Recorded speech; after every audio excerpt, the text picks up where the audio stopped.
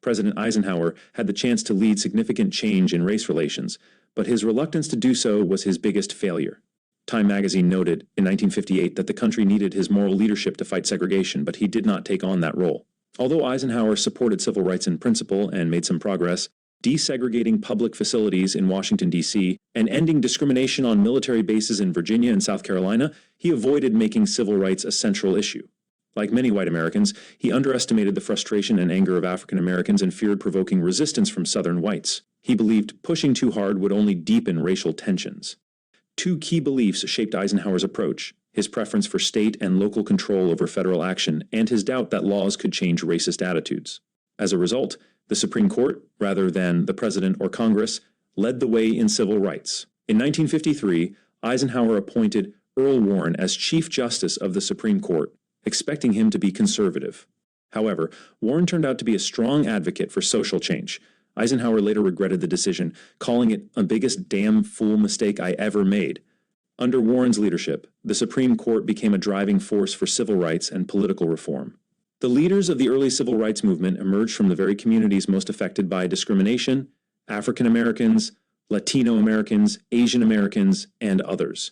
Among them, African Americans played a central role in what would become the most significant social movement of the 20th century. They fought for their rights through legal challenges, voting rights efforts, and public demonstrations.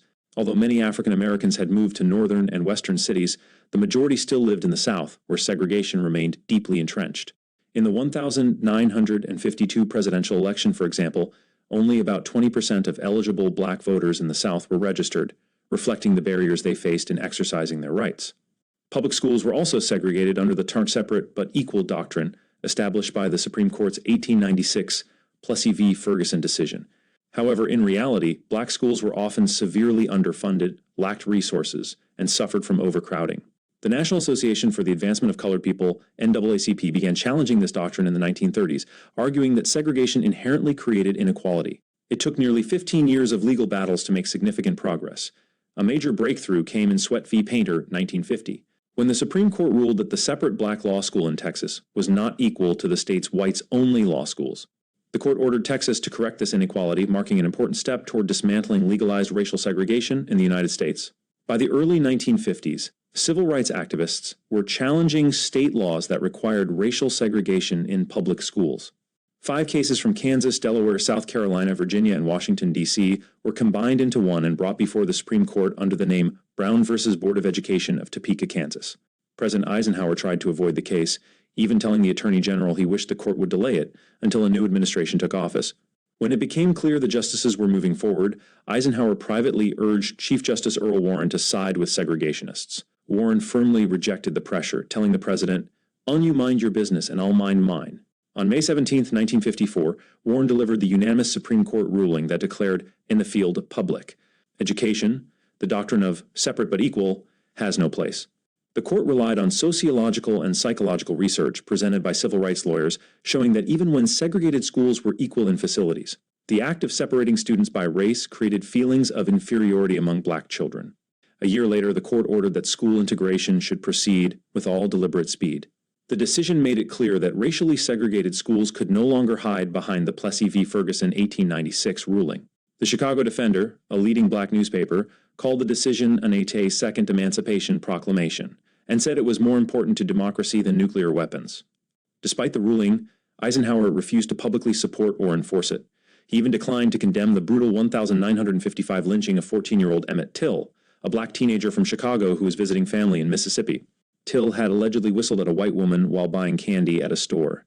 Days later, a group of white men kidnapped him from his relative's home, beat and tortured him, then shot him. They tied a 75-pound cotton gin fan to his neck with barbed wire and threw his body into the Tallahatchie River. His face was so disfigured that the mortician urged his mother to keep the casket closed. She refused, saying, "Let the world see what they did to my son." Over 100,000 people viewed his body at the funeral in Chicago. An all-white jury quickly found the accused men not guilty, though they later admitted to the murder.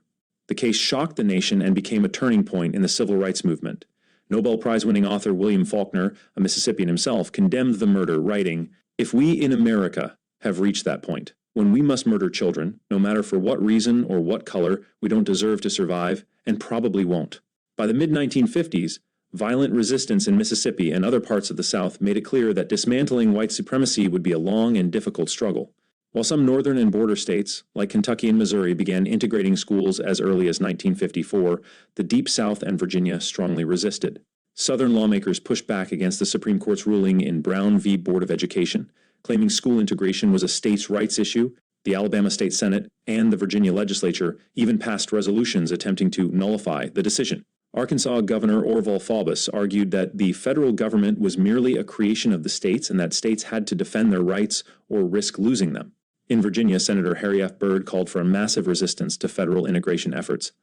Mississippi Senator James O. Eastland, an open racist whose father had lynched a black couple, claimed that black Americans had not initiated the push for integration, but were being manipulated by radical busybodies, trying to undermine American society.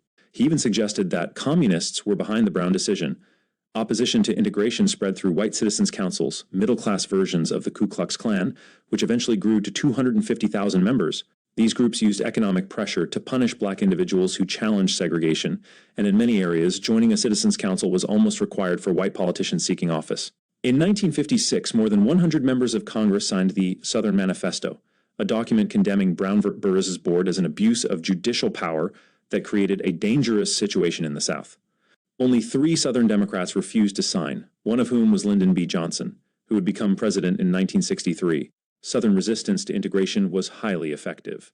2 years after, Brown, not a single black student attended a white school in 6 Southern states. Even by 1960, only 765 out of 6,676 Southern school districts had begun desegregation. In addition to inspiring white resistance, the Brown case also encouraged many black Americans and white activists, signaling that the federal government might finally be confronting racial discrimination. However, while the NAACP and the courts played a major role in the civil rights movement, individual black Americans who took personal risks to challenge segregation often don't receive as much attention for their brave contributions. One of the most notable examples of individual defiance came from Rosa Parks in Montgomery, Alabama, on December 1, 1955. Parks, a 42-year-old seamstress and seasoned activist for racial justice, boarded a bus on Cleveland Avenue and sat in the 3rd row, a section that was designated for white passengers. When the white passengers boarded, the driver, James Blake, ordered Parks to move to the back of the bus, as was required by local segregation laws. Parks refused to give up her seat. Blake then demanded, "Why don't you stand up?" To which Parks calmly responded, "I don't think I should have to stand up." Blake insisted, telling her that black people had to move or she would be arrested. Parks quietly replied, "Well, you may do that." She was tired of giving in, as she later explained, feeling that she had been pushed as far as I could stand to be pushed. Her arrest sparked an enormous reaction. That very night, Joanne Robinson, an English professor at Alabama State College, printed and distributed 50,000 flyers across Montgomery, urging people to boycott the bus system. The flyer read, "On another Negro woman has been arrested and thrown into jail because she refused to get up out of her seat on the bus for a white person to sit down. Don't ride the buses." The following night, black leaders in the community, including Martin Luther King Jr., gathered at the Dexter Avenue Baptist Church to formally organize the boycott. Since many bus riders were African American, the boycott quickly gained momentum, becoming a powerful symbol of resistance and marking the beginning of a new phase in the civil rights movement, the Montgomery bus boycott. This act of courage by Parks and the community's immediate response sparked one of the most important protests in the fight for racial equality in America. Check for understanding. Question number 1. How did President Eisenhower's approach to civil rights during his presidency contribute to the persistence of racial segregation in the South? Possible answer: Eisenhower's reluctance to take strong action on civil rights due to his preference for state control and his doubts about laws changing racist attitudes allowed segregation to persist. Although he supported civil rights in principle, he avoided making it a central issue and did not enforce the Supreme Court's rulings. In the Montgomery bus boycott, a 26-year-old pastor named Martin Luther King Jr.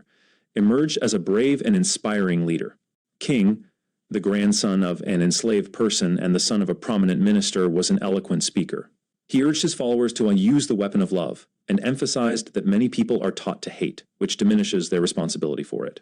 To his opponents, King said, "We will soon wear you down by our capacity to suffer, and in winning our freedom, we will appeal to your heart and conscience."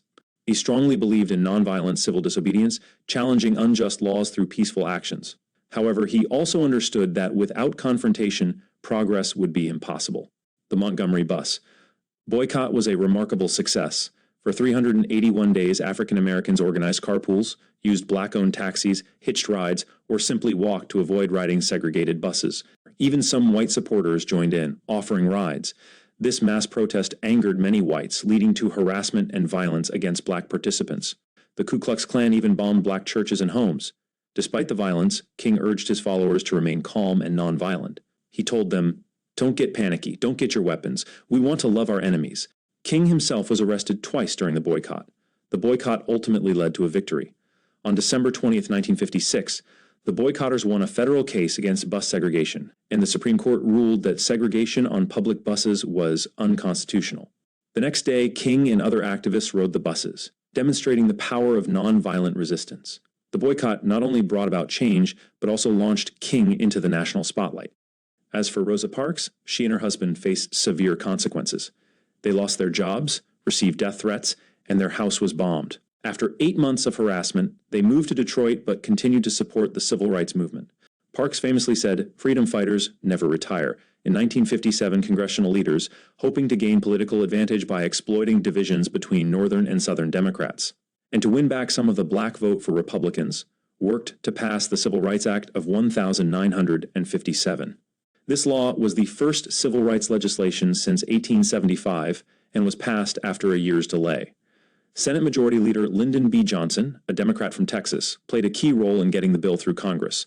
Johnson, knowing that his future political career, especially aspirations to become president, depended on shedding the image of a racist Southern politician, worked to secure support from both Southern Democrats and Northern Republicans. The bill aimed to protect voting rights for all Americans regardless of race or ethnicity. To gain Southern support, Johnson had to weaken the bill's enforcement provisions, which ultimately limited its effectiveness. The Civil Rights Act created the Civil Rights Commission and established a new Civil Rights Division within the Justice Department to protect voting rights. However, despite this landmark legislation, by 1959, it had failed to significantly impact voter registration. In fact, not a single black voter in the South had been added to the rolls, revealing how limited the law's impact was in addressing racial discrimination in voting at the time.